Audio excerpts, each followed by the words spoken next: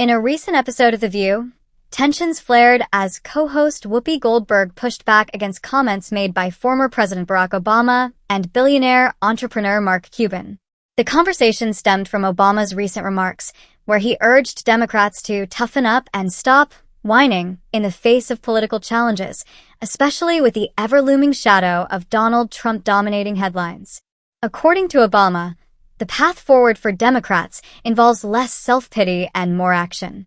While some may see his words as motivational tough love, Goldberg didn't quite take it that way, and she made sure the audience knew it.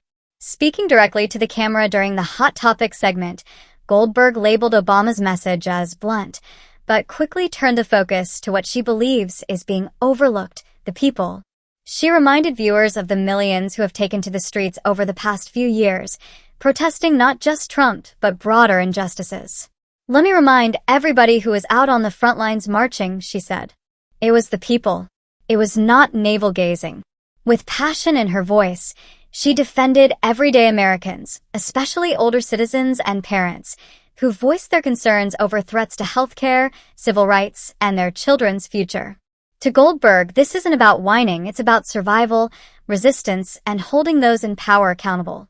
She went further, insisting that while Obama and Cuban were pointing fingers at Democrats, they were directing their criticism at the wrong group. "This has not been about Democrats laying back," she said firmly. "It's about y'all," referring to elected officials, not grassroots activists. Goldberg's message was crystal clear: if you're going to critique the Democratic strategy, be specific. Don't lump in voters and community organizers with politicians in Washington. There's a big difference, she emphasized, between those who are passive and those who have been actively protesting, voting, and fighting for change. Co-host Sarah Haynes jumped in to clarify the context of the discussion, suggesting that Cuban was referring to Democratic messaging in general, rather than the energy of the voters. Still, Goldberg stood her ground, arguing that the messaging hasn't been the issue. People have been out, speaking loud and clear. "Our messaging has not been bad, because people have been out," she insisted, pushing back against the idea that the left has been ineffective in communicating its values or motivating the base. Cuban, in his own virtual remarks, had criticized what he viewed as overly emotional reactions to Trump's behavior. He claimed that Democrats need to do more than simply complain about the former president and instead focus on policies and narratives that genuinely uplift everyday Americans. "It's not about Trump," he said. "It's about the people of the United States and how to get them in a better position." His belief was that the left has been more reactive than proactive, often focusing too much on Trump himself rather than offering a compelling vision for the future.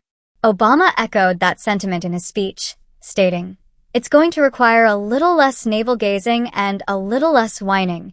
It's going to require Democrats to just toughen up." But Goldberg wasn't buying that narrative wholesale. In her eyes, the electorate is already tough. They're tired, angry, and active, not passive or weak. And any suggestion otherwise feels dismissive of the sacrifices and energy that regular people have poured into resisting what they see as dangerous shifts in America's political and cultural landscape. Ultimately, The View gave voice to a divide that many Democrats and left-leaning Americans are feeling. On one hand, there's a call from leaders like Obama and Cuban to refine strategy and messaging, focusing more on future solutions than past grievances. On the other hand, there's a grassroots movement that feels unheard and underappreciated, even as it has consistently shown up in moments of crisis. Whoopi Goldberg, never one to hold back, made sure that those voices weren't drowned out in a sea of political analysis.